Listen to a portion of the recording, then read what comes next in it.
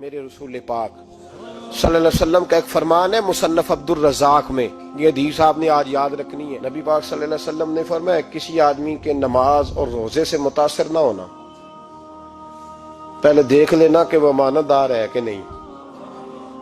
کسی کے نماز روزے سے متاثر نہیں ہونا، پہلے دیکھ لینا کہ دیانت دار ہے کہ دیکھنا لوگوں کی جیبوں پہ کتنی نظریں ڈالتا ہے۔ فرمایا بہت سارے نماز روزے والے دھوکے بازی کرتے ہیں، دیانتی نہ کریں، اپنے عہدے کا پاس رکھیں، اپنے منصب کا خیال رکھیں۔ عہدہ جس جگہ آپ موجود ہیں آپ کی ذمہ داری ہے۔ میرے رسول پاک صلی اللہ علیہ وسلم نے فرمایا ہر بندہ تم میں سے نگران ہے، اور جو اس کی رعایا ہے اس کے بارے میں اس نے جواب دینا ہے۔ کبھی بھی بددیانتی نہ کریں۔ ہم لوگوں کا پہلے اعتماد حاصل کرتے ہیں، پھر اس اعتماد کو ٹھیس پہنچاتے ہیں۔ اس کا نقصان پتہ کیا ہوتا ہے؟ دنیا میں سب سے کمزور شخص وہ ہوتا ہے جس پر کوئی اعتبار نہیں کرتا۔ جس کا اعتماد ضائع ہو جائے وہ آدمی بکھر جاتا ہے۔ کبھی بھی دھوکہ دہی کی پالیسی نہ بنائیں۔ ہم لوگوں سے مفادات لینے کے لیے اپنے رویے میٹھے کرتے ہیں، اور جب کام نکل جاتا ہے پھر ہمارے رویے بدل جاتے ہیں۔ یہ دھوکہ ہے، یہ بددیانتی ہے، اس کو اللہ رسول نے پسند نہیں کیا۔ میرے نبی پاک علیہ السلام نے فرمایا جس میں تین باتیں پائی جائیں وہ تو منافق ہے۔ اگرچہ علماء کہتے ہیں یہاں منافق اعتقادی مراد نہیں، منافق عملی مراد ہے، لیکن حضور نے فرمایا منافق ہے۔ یا رسول اللہ کون؟ فرمایا وہ بندہ جب بات کرے تو جھوٹ بولے، جب وعدہ کرے تو مخالفت کرے، جب امانت رکھی جائے تو بددیانتی کرے، یہ تو بندہ منافق ہے۔ حضرت ابو نور علیہ رحمہ نے لکھا ہے، فرماتے ہیں محمود غزنوی کا دور تھا تو ایک آدمی محمود غزنوی کے پاس نا اپنا کیس لے کے آیا، مدعی بن کے آیا۔ اس نے کہا بادشاہ میرا کیس بڑا نرالا ہے۔ بادشاہ سلامت نے کہا وہ کس طرح؟ کہنے لگا یہ میرے پاس ایک تھیلی ہے، میں نہ سفر پہ جانے لگا تو یہ تھیلی پوری ہیروں کی بھری ہوئی، فلاں علاقے کے جو قاضی صاحب ہے نا، میں جاتی دفعہ میں کہیں سفر پہ جا رہا تھا تو میں ان کے پاس چھوڑ گیا کہ راستہ لمبا ہے، کہیں کوئی مجھ سے چھین نہ لے، ہیروں کی بھری ہوئی تھی۔ کچھ دنوں کے بعد میں واپس آیا ہوں، قاضی صاحب نے مجھے تھیلی واپس کی ہے تو اس میں ہیروں کی بجائے کھوٹے سکے نکلے۔ اب میں نے قاضی صاحب سے کہا ہے تو قاضی صاحب تو میرے گریبان تک آتے ہیں، وہ کہتے ہیں بتا کہیں سے پھٹی ہے، کھلی ہے؟ وہ جس طرح ٹانکے لگا کے تو نے سی تھی اسی طرح لگے ہوئے ہیں کہ نہیں؟ تو حضور لگے بھی بالکل اسی طرح ہے، نہ پھٹی ہے نہ کھلی ہے۔ اب میں لٹ گیا ہوں، میری کل عمر کی کمائی ضائع ہو گئی، کھوٹے سکے کہاں اور ہیرے کہاں؟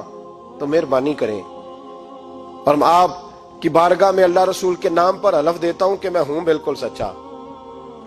محمود غزنوی کہنے لگے تو جا، تھیلی چھوڑ جا، اور جب میں تجھے بلاؤں گا پھر دوبارہ آنا۔ وہ شخص چلا گیا۔ محمود غزنوی اٹھے، دربار برخاست کیا، لوگوں سے کہنے لگے چلے جاؤ میں 3 دن کے لیے سیر کرنے جا رہا ہوں، 3 دن کے بعد لوٹوں گا۔ اکیلے جب رہ گئے نا محمود دربار میں تو محبوب نے چھری منگائی۔ وہ جس تخت پہ بیٹھتے تھے وہاں گدا بچھا ہوا تھا، یہ گدا پڑا ہے نا، وہ گدا بچھا ہوا تھا۔ محمود نے چھری کے ساتھ اس کو پھاڑ ڈالا اور چھری جیب میں رکھی نکل گئے۔ کہنے لگے میرے بعد کوئی میرے دربار والے احاطے میں داخل نہ ہو۔ محمود چلے گئے۔ اب وہ صفائی کرنے والا جب آیا نا، اس نے آ کے دیکھا تو گدا تو پھٹا ہوا ہے۔ اس نے شور ڈال دیا، پہرے دار بھی آ گئے، فلاں صاحب بھی آ گئے، فلاں صاحب۔ اس نے کہا او خدا کے بندو، اس کا گدا پھٹ گیا ہے، وہ تو مار ڈالے گا۔ اس نے کہا تھا سوائے صفائی اور نگرانی والے کے دوسرا آئے کوئی نہ، اور یہاں آیا بھی کوئی نہیں، پہلے دن ہی پھٹا ہوا ہے تو لٹکا دے گا سب کو، کیا کریں؟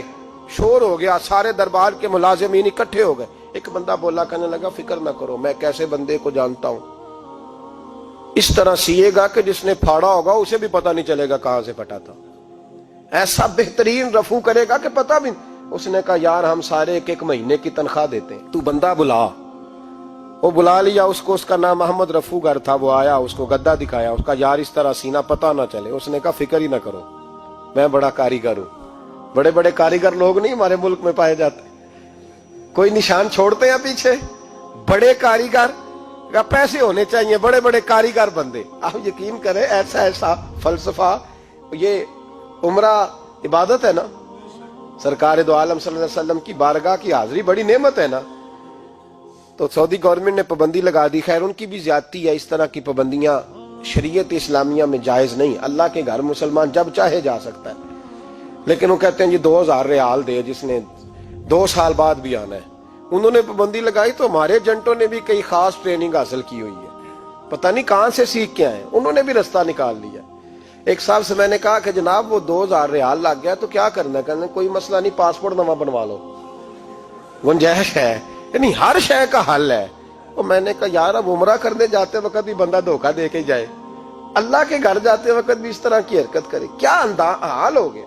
ہر چیز کا لوگوں نے حل نکال لیا، ہر چیز کا لوگوں نے سٹائل بنا لی۔ ایسا نہ کریں، یہ درست نہیں۔ احمد رفو گر کہنے لگا اس طرح سیوں گا کہ پھاڑنے والے کو بھی پتہ نہیں۔ ان کا پیسے لے یار تو سی دے۔ اس نے سی دی، اگلے شام ہی لا کے بچھا دیا گدا۔ تیسرے دن بادشاہ سلامت آئے، آ کے پہلی نظر گدے پہ ڈالی، اس نے بلایا سب ملازمین کو، کہا کس نے سیا ہے؟ کہا جناب کیا ہوا؟ کہا یہ پھٹا ہوا تھا۔ کس نے؟ کہا نہیں پھٹا ہی نہیں۔ وہ کہنے لگے بنو بات، میں خود پھاڑ کے گیا تھا۔ تو بتاؤ صحیح سیا کس نے ہے؟ کہا جناب آپ پھاڑ کے گئے تھے تو بتایا کیوں نہیں؟ فرمانے لگے اسی لیے تو بتایا نہیں تھا کہ تم خود تحقیق کر لو، بلاؤ بتاؤ سیا کس نے۔ تو بلا لیا، احمد رفو گر آ گیا۔ اس کو جب بلا کے سامنے بادشاہ کھڑا کیا، کہا بھئی تو نے سیا ہے؟ کہنے لگا حضور آپ کے سارے ملازم کٹھے ہو کے آئے تھے، میری غلطی کوئی نہیں۔ کہا نہیں یار تو بڑا کاریگر ہے، میں نے اپنے ہاتھ سے پھاڑا تھا پر مجھے بھی نہیں پتا چل رہا کہاں سے پھٹا تھا۔ اچھا یہ بتا یہ تھیلی جو ہے یہ بھی تو نے سی تھی؟ اس نے کہا جی آپ کے خادم کا ہی کارنامہ ہے، وہ فلانے علاقے کے قاضی صاحب آئے تھے، اس میں سے ہیرے نکال کے تو کھوٹے سکے بھرے تھے، تو مجھے بھی تھوڑا سا حصہ ملا تھا۔ محمود نے سارے گواہ بھی اکٹھے کر لیے، ثبوت بھی اکٹھے کر لیے۔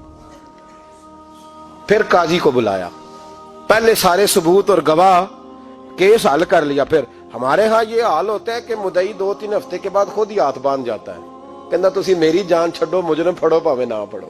وہ کہتا ہے مجھے معافی دو، میں رہا۔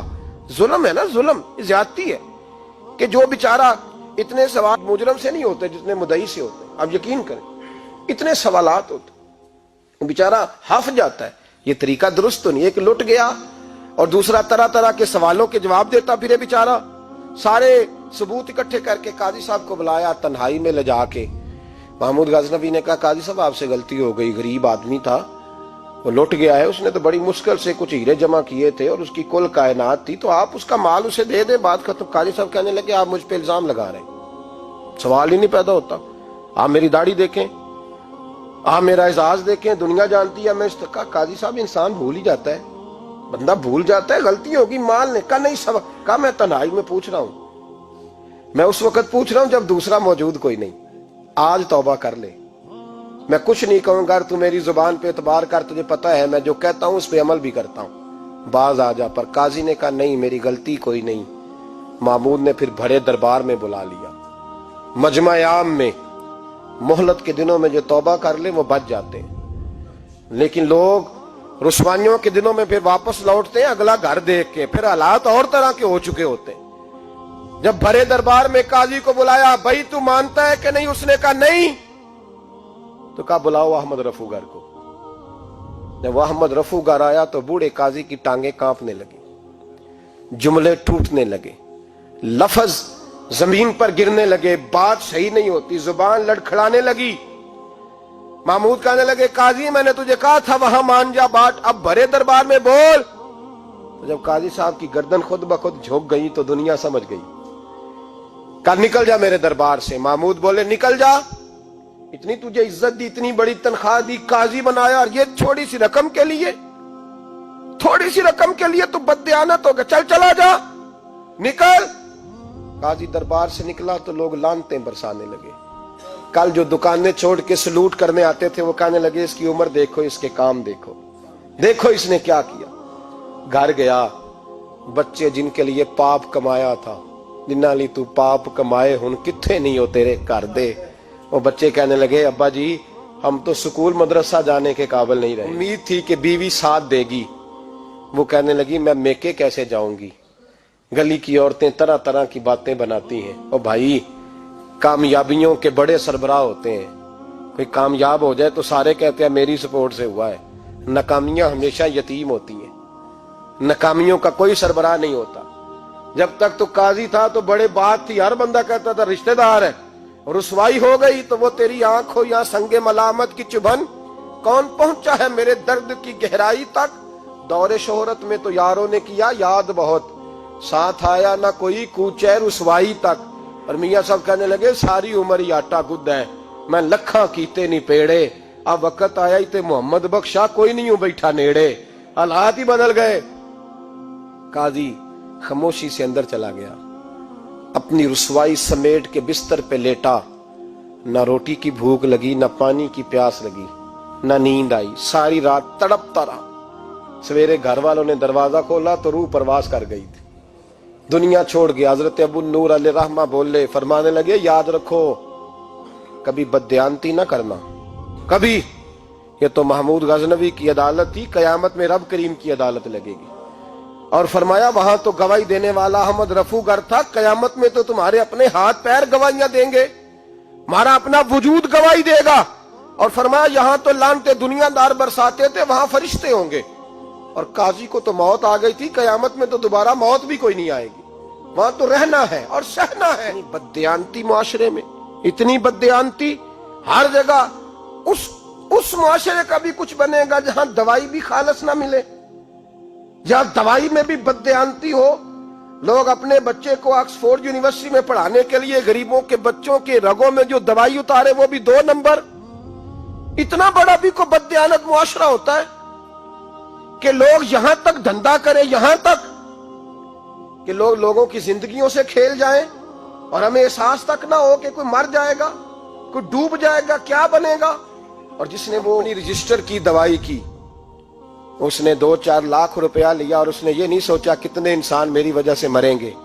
قتل صرف یہ تو نہیں ہوتا گولی مار کے مار دینا، لوگوں کی زندگیوں سے لوگ کھیل جاتے ہیں، لوگ تباہی کر جاتے ہیں، لیکن بددیانتی سے باز نہیں آتے۔ میرے رسول پاک علیہ السلام کے غلاموں، نبی پاک صلی اللہ علیہ وسلم نے ذرا سی بددیانتی، اور صحابہ کا یہ مزاج تھا، اتنی سی بھی کبھی ان سے غلطی ہوتی تو تڑپ جاتے۔